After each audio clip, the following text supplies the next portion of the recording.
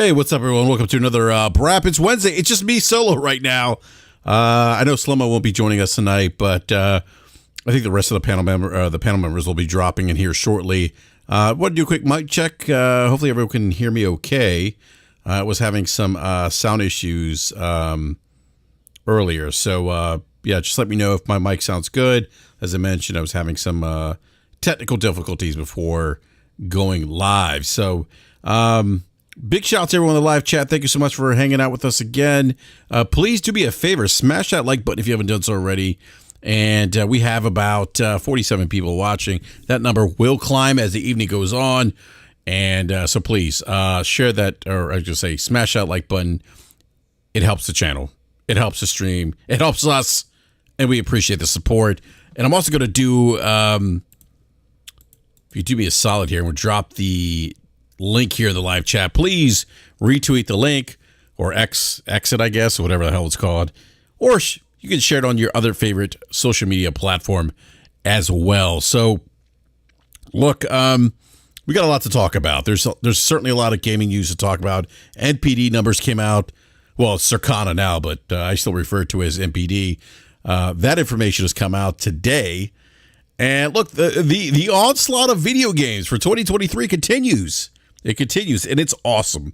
2023 is going to go down as one of those special years in video games. And, yeah, Player Places ABK deals finalized. Yeah. I mean, look, I don't think the ABK deal is good for gaming. I don't think it's good for consumers. I think it sets a bad precedent for video games. And I'm not going to get too much into that. I would encourage, though, if you haven't done so, Google enshittification and Google choke point capitalism. And you'll probably get a better idea of why I don't, or why I don't think this is a good deal for the industry, for consumers in general. And there's some antitrust theories out there that differ. I understand that. But look. Yeah, Nick says it's only bad if anyone else does it besides Microsoft. I mean, there's some truth to that. I think it's dangerous when... look, I'm going to say this real quick. I think what concerns me is that there are people that will take short-term gains over something that's going to benefit consumers potentially long term, and that's got to be the issues. That's been one of the issues and challenges with big merger acquisitions in other industries where the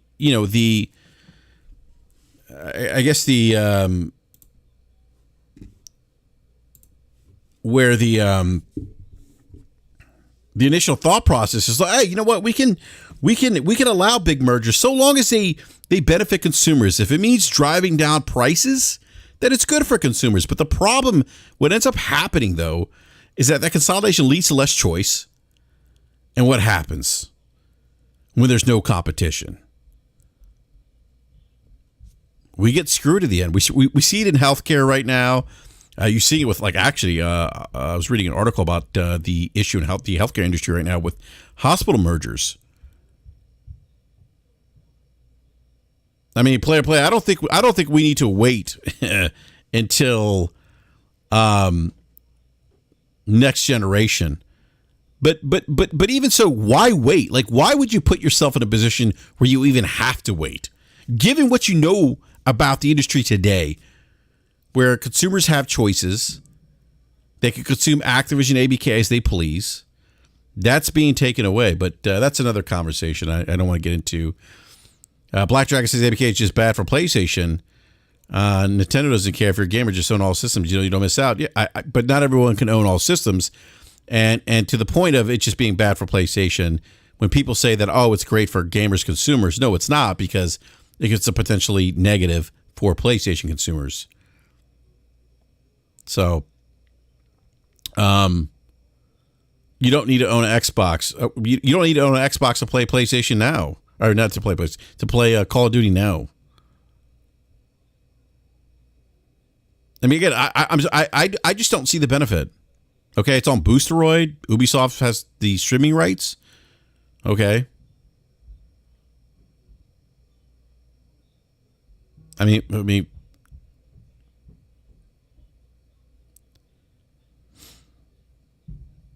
GeForce Now, so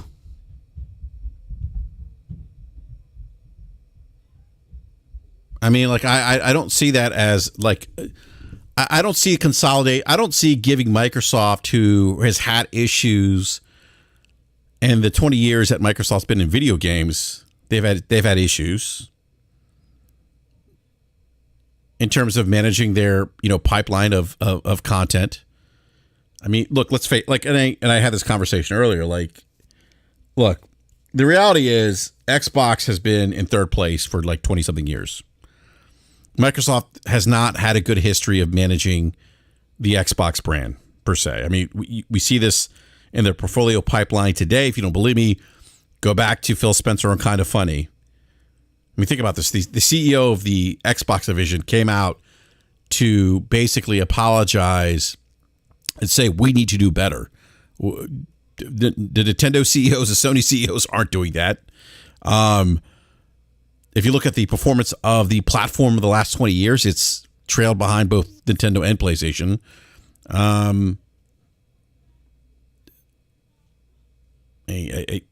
We want to give the lowest performer in the market more power. That's concerning to me.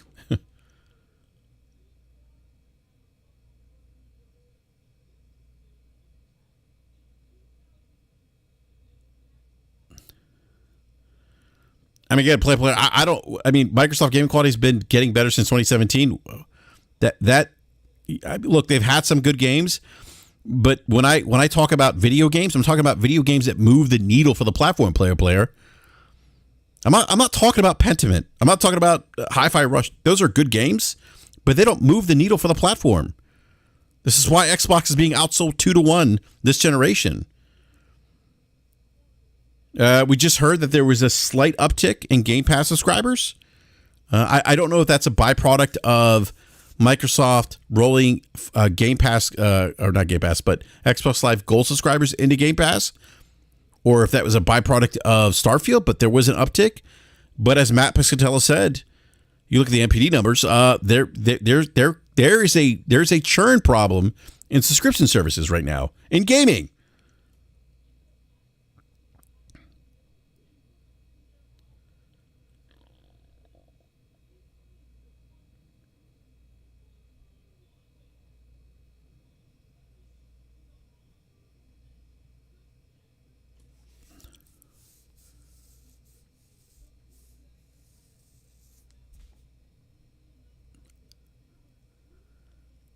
Sorry, I'm just reading the live chat here.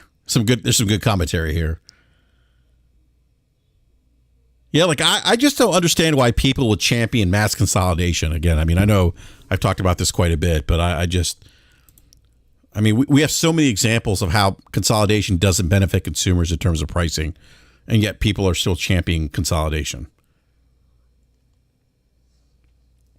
I don't understand that. So, player, what you're describing is Microsoft being a third-party publisher, which I think that's the avenue they want to go.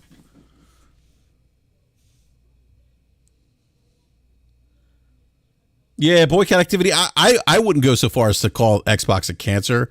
I just have concern that Microsoft is going to throw its weight around to just buy more companies, and that's just not good. That's not good for gaming. That's not good for the gaming industry.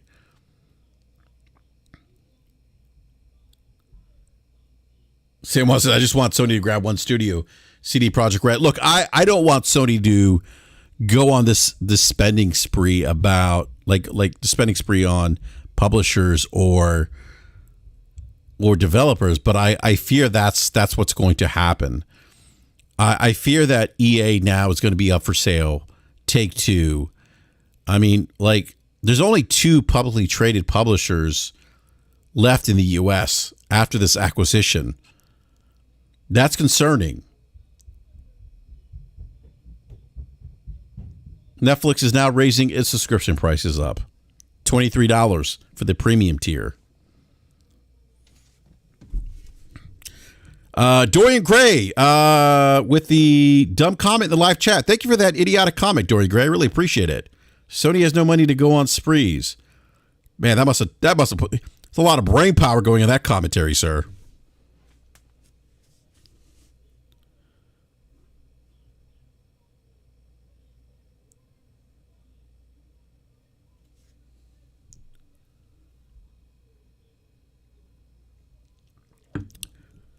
But no, let Tencent buy everything. Dorian, no one said anything about Tencent buying everything. And that is just like that sounds like right-wing fear-mongering, by the way, Dorian Gray. Oh, don't let all the illegals into the United States. Oh my God, don't let, get out of here. Player Play says, Brat, don't feed the trolls. You're right. Dorian Gray is a troll.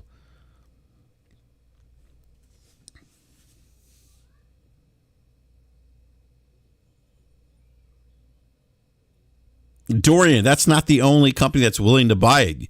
You forget Amazon's also in video games. I mean, I like Dorian, like, do you not pay attention? Like, I don't understand. Like, do you not pay attention to what's happening? What's up, B Money? B Money can hear me.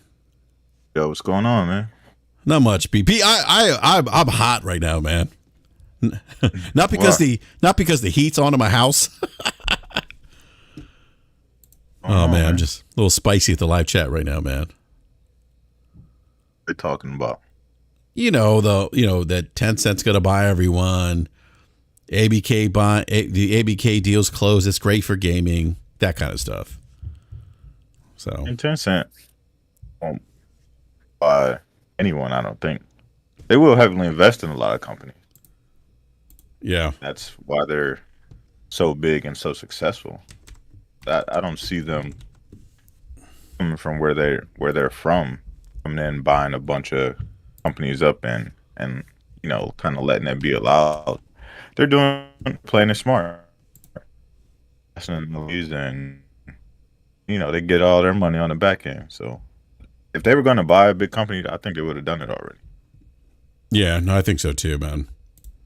I think so too, and I would imagine it would be very challenging for them to.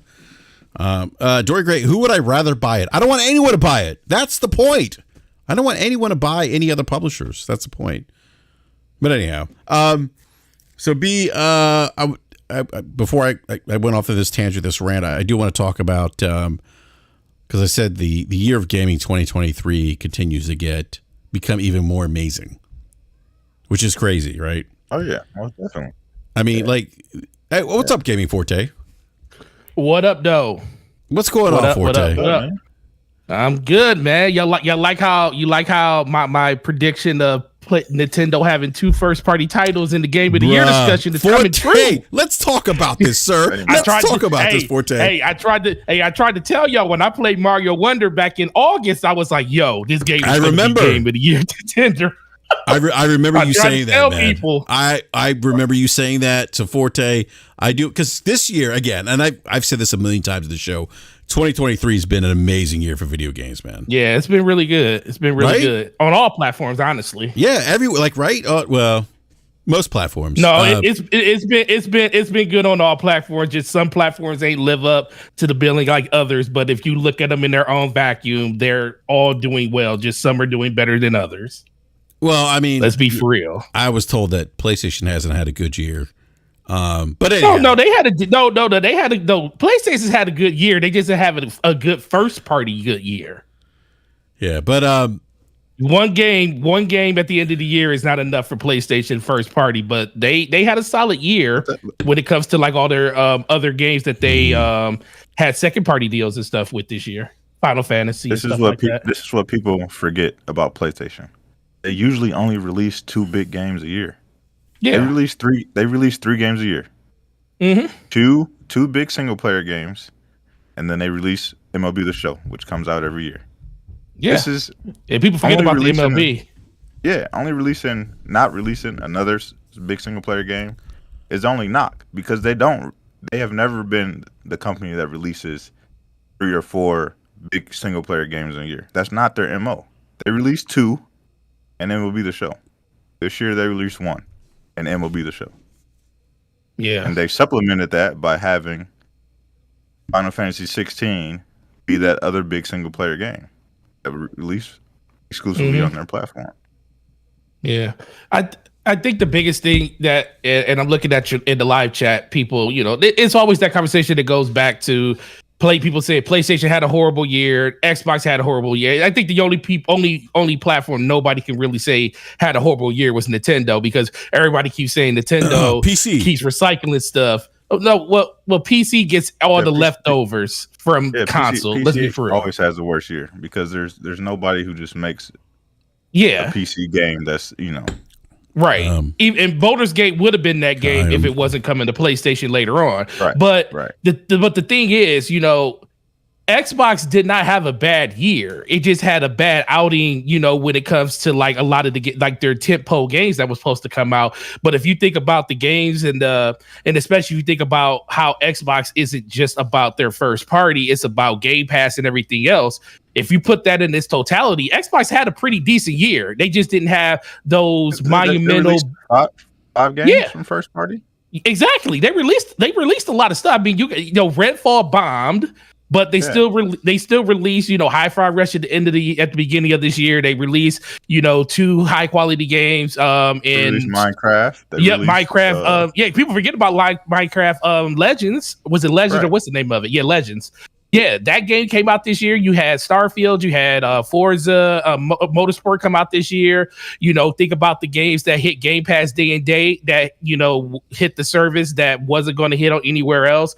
They had a really decent, really good year. People just look at these consoles and say, oh, it was horrible this and horrible that. Well, okay, maybe for you. And I also think that a lot of people that say stuff like that, they're people that really don't even own the platform. They just want to argue a point that really doesn't matter to them in the first place, because they probably don't even have an Xbox, or even on the PlayStation side, they don't even have a PlayStation. They want to argue about how PlayStation had a down year. Well, PlayStation had a down year when it comes to their first party, and that's only because of the things you probably want from them. But yeah, if you were looking forward to Spider-Man, this might be the best year PlayStation's ever had, because you only care about Spider-Man. But they did release other games. They did have Final Fantasy that released earlier this year. It's just not what people want to see. People want the sun and the moon when it comes to these companies and stuff. And everybody. Shout out to Five Nights at Freddy. Everybody wants the sun and the moon, but people. Listen, these companies can't be what Nintendo is, because Nintendo is completely different. Nintendo can release 6 first-party games in a year, and people still says, why do people play these games? Think about that. They released 5 first-party games this year alone, all high quality, and all people talk about is, they're just rehashes and remakes of games that they already made for the last 30 years. So nobody can be happy when it comes to this. So that's why I just look at all these different conversations like, y'all just clueless, or y'all just gamers that don't really care about the thing that y'all talking about. Yeah. And that's all it really comes down to. Like, because if you really cared, I don't care about half of this stuff I don't care about 90% of the stuff that comes out on either platform. I just care about the things that I want to play. And that's it. Mm-hmm. Yeah. Well, I think a lot of these, I think those people who are always looking to criticize or not happy for the success of a certain title, or, like we saw today with the NPD, I think those people, and I think Matt Pixatella kind of summed it up, like people should just be happy for games that are succeeding, because it leads to more games being made. And I think that if people are upset about those things, that they maybe don't necessarily love video games the way they think they do, or or video games at all, for that matter. They love the platform per se. And I don't think it's, I think it's bigger than the gaming's bigger than the platform per se. I've always said that. It's about the games. It's always been about the video games. And True. Yeah. True Virgil said, why do Sony games have so many reviews? It's because most of the games are reviewed on, even if it's a multi-plat, most of the reviews are always on PlayStation if they're multi-plat, and then it's just more people that review PlayStation games as a general. Well, it's because it's the market leader. I mean, like it's the market leader. Yeah. If you go back, Yeah, if you go back to if you go back to 360, yeah, 360 had the most reviews for games back then, and it's because it was the market leader. So it's always the trend where most reviewers always want to skew to where the bigger audience is when it comes to that game, because they know they're going to get the bigger impact on people looking and watching those reviews. Yeah. So that's kind of the overall recipe for it. Mm-hmm. But people are going to take their, it's just, I don't know. We'll get into it, but go ahead, finish what you were saying. No, I was going to say to your point, Forte, and I remember you predicting Nintendo having 2 Game of the Year contenders, and I think that could be the case. I mean, Super Mario Brothers Wonder, which is going to release this Friday. Tomorrow, baby. Tomorrow night, midnight. Oh, midnight. Yeah, there you go. So I was going to call you, Forte, today, and my day got past me, and because I want to see, like, what are you seeing in terms of pre-orders for this game? That game was pre-ordered ridiculous, especially when they first announced it. It slowed down a little bit since then, but we have put it this way, we normally don't do midnights for Nintendo games, but the fact that Spider-Man and Mario Wonder come out tomorrow night, we're doing full-fledged midnights for both of them. Bro, I have Forte. More people. Well, that's what shout out. Well, you gotta take videos, man. Listen, we haven't announced it yet. But yeah, we got to move DPS. I can't do DPS tomorrow because I have to do the midnight it's 2 big games, so I have to do them. So we're going to do DPS on Friday instead of Thursday because I can't do it due to the midnight launches. But I literally all this week, people have been like, "Hey, is it going to be a midnight for Spider-Man? Is there going to be a midnight for Mario Wonder?" And that's kind of been the conversation all week because people have been pre-ordering and saying, "Hey, I want to get the game the day before." So it's going to be crazy. I'm definitely going to be making, taking screenshots and videos of the people at the stores. It's always great when the last time it happened was Tears of the Kingdom, and that was just for 1 game. So just imagine what it's going to be for 2 big games. Yeah, that's awesome that you're doing a midnight release for 2 huge games. I mean, I can't imagine what that's like. I heard you chiming in. Go ahead, man. No, I wasn't saying anything. Oh, okay. I thought you were saying something. But no, that's awesome, Forte. And so it sounds like there's a lot of excitement for Super Mario Brothers Wonder. And right now, the game sits at a Metacritic 93. Yeah, so 93, baby.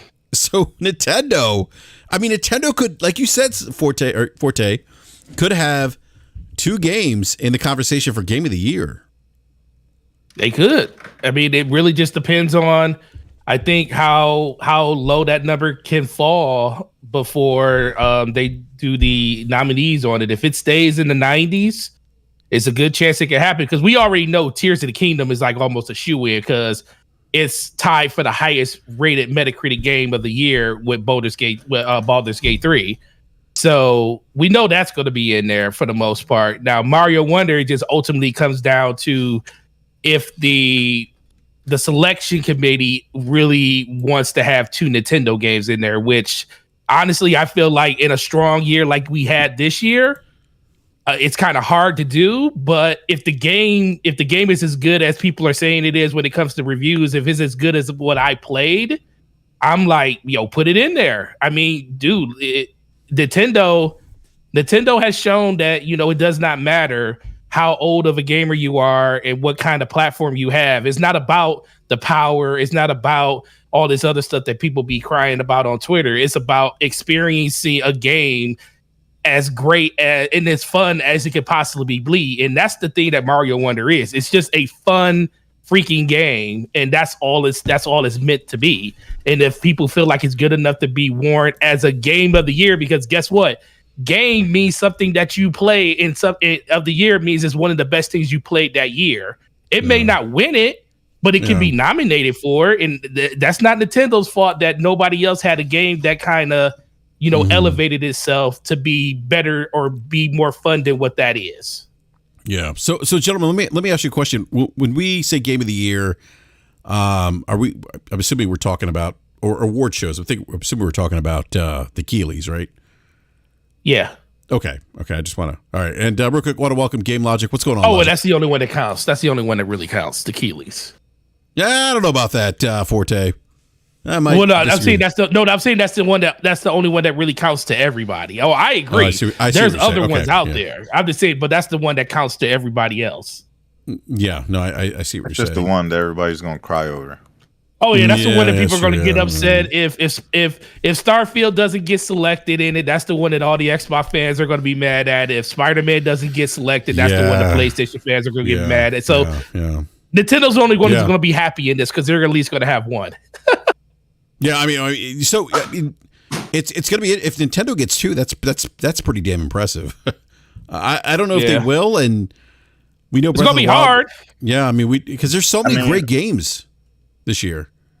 When we start to look at all the games that recorded at 90 in Metacritic or OpenCritic, if you have 2 games that are over 90, like, and they both remixed the style of those games, like Tears of the Kingdom, you know what I mean, totally did something different from what Breath of the Wild was, you know what I mean. But what I've seen of this Mario Wonder game, it's, you know what I mean, It's the 100 first. times better than, you know what I mean, the new Super Mario World that they released on the Wii U.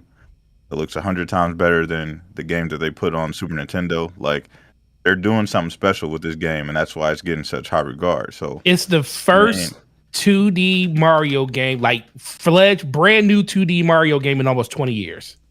right. So when you have that going on for it, why couldn't there be 2 Nintendo games in Game of the Year? They're both highly regarded.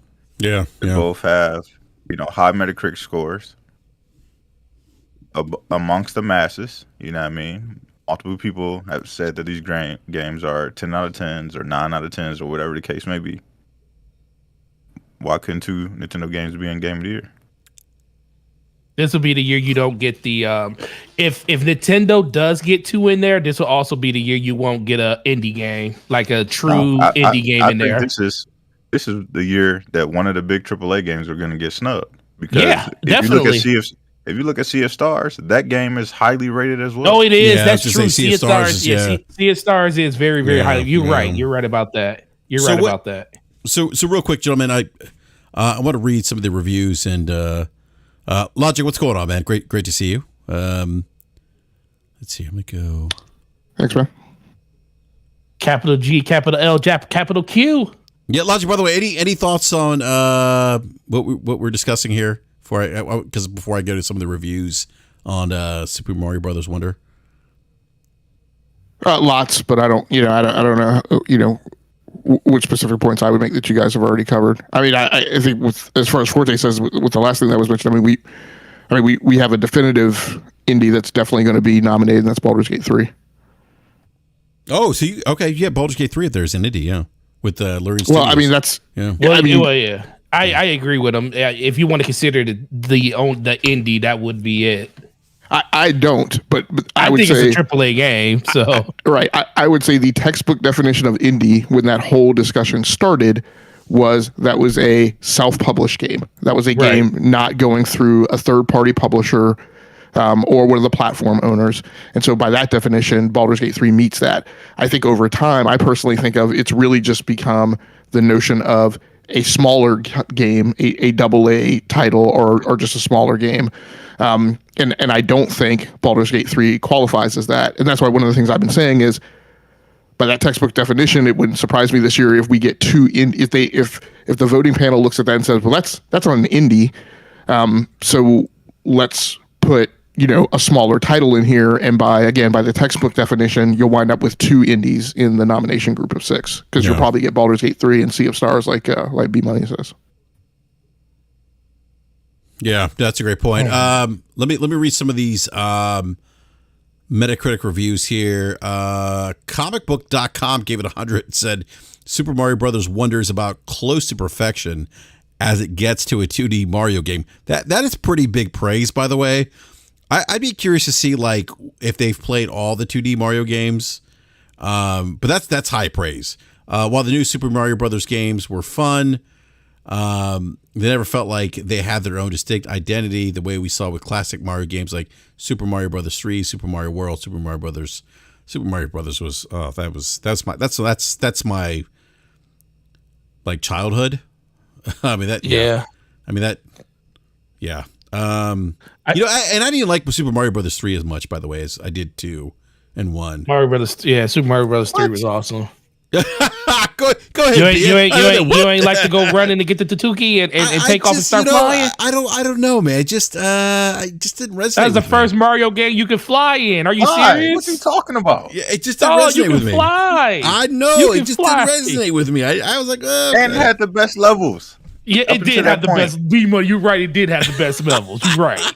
Hey, this is why crazy. This is why gaming is subjective. I'll just leave it at that. But B's like subjective. That's like the terrible take ever. B's response was great. What? Like Mario, you said you said the one game that the first time Mario could fly in a video game. Are you serious? Yeah, I didn't really care for him flying. It just didn't really do anything for me. I was like, oh, okay, you can fly.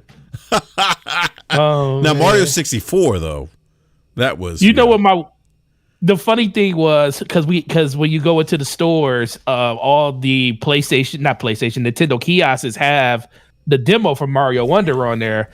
And my wife came into the store the other day just to come visit, and my youngest was playing Mario Kart over there. So she went over to the racer. Then they was like, okay, well, she looked to see what other games was on there. She saw Mario Wonder, and she booted it up. And let me tell you, it was interesting because I was listening to her play over there, and as soon as she turned into an elephant, she was like, "Oh shit, that's awesome." He turned into an elephant. It was kind of the same as it was. Think about it. It was kind of the same experience you had the first time Mario took off and flew.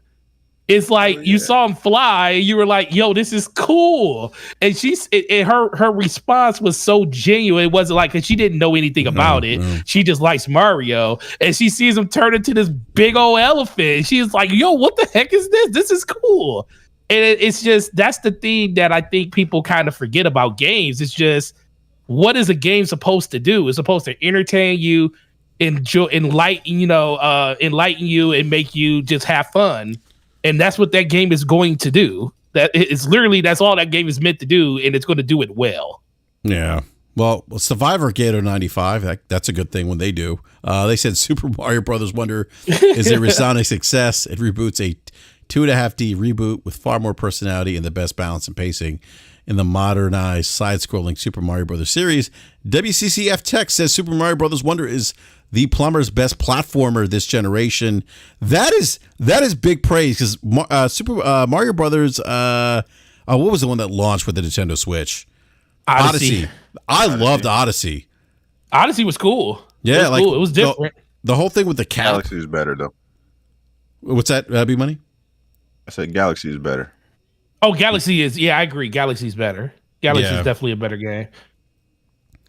But no, I mean it was. I really enjoyed it. So, but that's high praise. They said, well, we haven't been able to say that of a 2D Mario for a long time, but this game measures up to the best and most beloved side-scrollers Nintendo has ever made, delivering joyously creative level design and rock-solid performing in a gorgeous wrapper. I can't wait to play this game. You know what's really challenging is that Spider-Man 2 comes out. Like this is I have multi-platform owner problems right now. You know, those are the best problems to have. I know that means you ain't got to pick. Yeah, that means you don't got to pick. PC Mag gave it a 90. This is Super Mario Brother Wonder takes the 2D side scroller in a fresh direction thanks to its reality bending wonder flowers that add fun gameplay changing effects. Get you a Wonder Seed, baby. A Wonder Seed.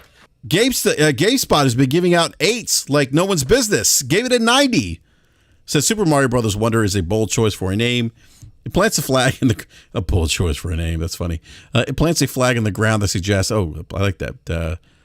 Plants a flag in the ground. So reference to older Mario games. In the ground that suggests anything less than a constant sense of awe and delight will be a failure by its own terms. But then, surprisingly, Mario Wonder rises to the challenge. The result is a modern classic. Let's go. Yeah, I'm just I'm scrolling down here. I'm trying to look for some like lower scores. Forbes gave it an 85. Said overall though, Super Mario Wonder is an excellent 2D platformer with excellent level design, polished visuals, and mad Wonderflower set pieces. It's not my favorite Super Mario game in recent years, but it's definitely worth checking out. Who wrote that review? Was that Paul Tassi? We got to go after him. Might have been Paul Tassi. And then the lowest review score, 70 by Digital Spy. It is a game that tries to evoke a feeling of discovery at every possible turn, but in doing so loses the element of wonder fairly quickly. Instead, Wonder's strongest moments are when it takes a breather, taking the time to set the scene while letting the platforming do the talking. So they gave it the lowest score out of all the scores. The lowest, 75. Yeah. It's going to be interesting to see, man. It's going to be fun. I think when you see people give like low scores like that they went into the game thinking it was going to be something else. And that they didn't get what they thought it was. Yeah. Yeah, that might be true too. A little bit too much expectations on what they think the differences in the game is going to bring versus just playing the game. Right. Yeah, I agree. All right, so what's everyone's favorite Mario game here on the panel then? Ooh, Super Mario 3. Yeah, I agree. Mario 3. Really? Mario 3? Yeah, Yes, dude. I'm trying to tell you, the first time you started flying, man, it changed the game. Nah, I don't know. Yeah. I'm telling you. It did like B Money said, the level design is by far had the best level design of any of those Marios. Yeah. By far the best level design. Then when you go to Super Nintendo, of course, it's Super Nintendo World or Super Mario World. Yeah, 64. Then you get into 64. To you me, know what I mean? Like, yeah. each generation has its best game, but if we're talking about the best, to me, it's Super Mario 3. Mario. Okay. I mean, I can see that. How about you, Logic? Do you have a favorite Mario game? No, not really. It's never been my particular cup of tea as an IP. I mean, Odyssey was the first one that I ever spent any like significant amount of time with. So, yeah, I think me, go ahead. I was gonna say if I had to think about it from a family perspective, New Super Mario Brothers Deluxe was by far the best because Deluxe was it took the classic formula from 1985's Mario and let you play it in co-op with friends. It did, and you could do up to 4 people, and that was awesome. That was awesome, and that's what this game is. And that's what this game is doing on another level. Because that was Mario. That was the experience. Like we talk about couch co-op. Like yeah. And I remember, we would argue who's going to be Mario and Luigi. You know. You have to tell your kid, keep up, stay on the screen. Stay on the screen. Where are you? Hurry up. Yeah. Exactly. Yeah, that's what it was all about, man. Yeah, for me it was Mario 64 because of what that game did. Like it went from 2D to 3D, and that was just like wow. That was a huge wow moment for me. Like one of the rare wow moments that I've experienced in video games. Complete paradigm shift in terms of like level design. Like I remember playing. I'm like I was like, oh wait a minute. Like I had to get used to it. It was so I would say Mario 64. But I mean, go ahead. But I actually did enjoy Sunshine on the GameCube as well. Sunshine was great. So yeah, and think about it. We're talking about Wonder now because they just with the review scores are out for it. Nintendo's not even done this year. They still got Mario RPG coming out next in November. Now that's more of a remake of the original one. Yeah. But that game more. But think about it. There's more people looking forward to RPG remake Mario RPG than Mario Wonder, and that comes out in November. That's Nintendo crazy. on fire, bro. This year, they on fire this year, bro. That's all I try to tell people. They on fire this year. So, Sloma, I'm sorry, Forte, are you seeing like more sales now of Nintendo Switches with the Super Mario game coming? Like, are you seeing that, or is it more of just the software? Sales on more software than anything because you're in that weird spot right now. It seems with Nintendo where everybody that wants a Switch has a Switch.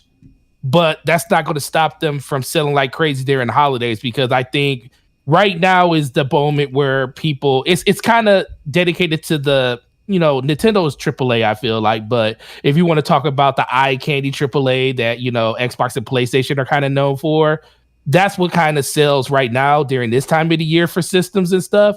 Nintendo is gonna, they're gonna sell like crazy during the beginning of the year, middle of the year. Gonna have that little dead period, like right now. And then when the holidays come, they're just gonna start selling again like crazy. So right now, you're just seeing more software sales from Nintendo, but the hardware is going to start selling like crazy, especially once we get into like, the middle of November, going through December. All these Nintendo's going to just sell systems like crazy. And it should be that way because we're getting to a point where it's time for a refresh of the system. And they can only entice people with a different color Joy-Con so much at this point. Because that's where they're at right now. The only reason Switches sell now for the most part is to the few people that don't have one, or they want a different color Switch because they don't sell the color that is available in Joy-Cons for the one that they have. That's the only reason at this point. Yeah. Well, I'd also pitch that there's, again, I mean, and I apologize for the cliche, but it's because there's constantly, new gamers coming into the market, and exactly that's often the onboarding console. And it goes hand in hand with the fact that since October of 2022, they've had roughly 49 instances of games that have charted in the NPD top 20. So when your brand and your mind share has that kind of cache CHE, then that leads to you selling a bunch of consoles. I agree. Yeah, that's a great point. I want to grab the super chat here. Cyphopoetic X with the $10 super chat. Thank you for that. Says, "What's up, BRAP? I didn't like this deal either." So I'm at ABK. Would have preferred a Japanese publisher, but not my money. That being said, can you give examples of positive outcomes and also negative outcomes panel? All right, so I think he's asking the panel to provide that, but we won't get into that on this show. But speaking of which, it's a good question. He asked Binder Screen, he asked a question about Mario Wonder. Is it a $70 game? It's only $59.99, which is interesting. It's only $59.99. So a lot of people were thinking that Tears of the Kingdom was going to be the entry point to Nintendo starting to sell $70 games, because that was the very first Nintendo game that sold at $70 first party. Why do we think they haven't continued that in the future, or do we think just they knew they could do it with Zelda, so they were going to do it no matter what? They want to see if they could do it, and now that they know that they can,